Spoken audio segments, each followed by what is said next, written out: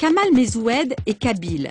Il est né en Algérie, mais il vit en France depuis 15 ans. Il est éducateur spécialisé. Il nous raconte l'histoire mouvementée de son nom de famille.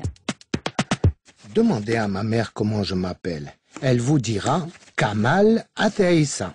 En Kabylie, cette région de montagne du nord de l'Algérie, là où je suis né, cela signifie Kamal, descendant d'Aïssa. Nous, les Kabyles, sommes l'un des nombreux peuples berbères dispersés dans le nord de l'Afrique. Ne nous confondez pas avec les Arabes. Nous avons des origines et une langue bien distincte. Mon nom de famille kabyle n'est pas un nom arabe. Je m'appelais donc Kamal Ateissa.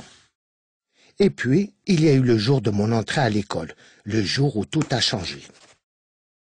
Nous étions en 1975. J'avais 6 ans, et je m'en souviens comme si c'était hier.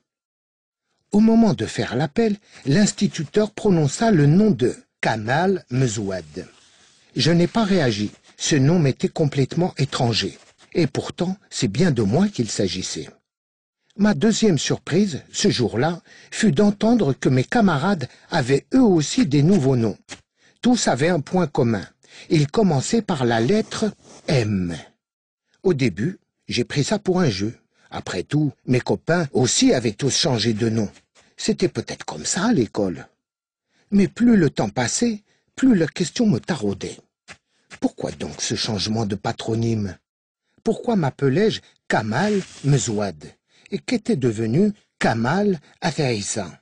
Ma mère, à qui je demandais des explications, était incapable de m'en donner.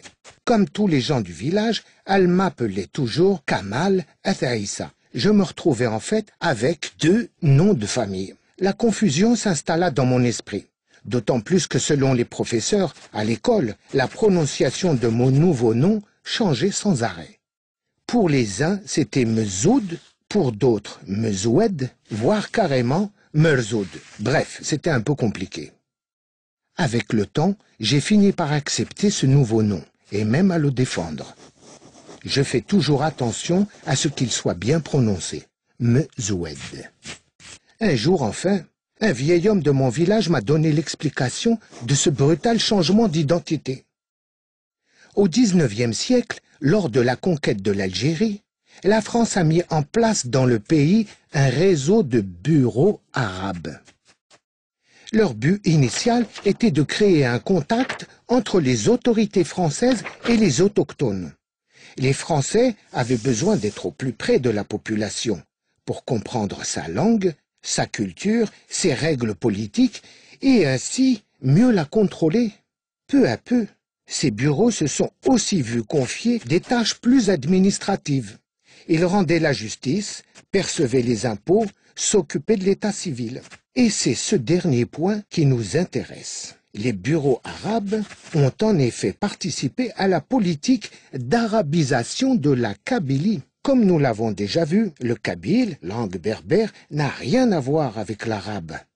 Or, la population kabyle avait la mauvaise habitude de se soulever contre le colonisateur français, notamment lors des révoltes de 1871. L'arabiser, donc lui enlever son identité, était une manière de casser sa cohésion. C'est ainsi que les noms de lieux, mais aussi les noms de familles kabyles, ont été systématiquement remplacés par des noms arabes. Souvent très fantaisistes, comme en témoigne l'histoire de mon arrière-grand-père. Celui-ci, en allant s'inscrire à l'état civil, eut la mauvaise idée de s'encombrer d'une outre, qui en arabe se dit Mezoued.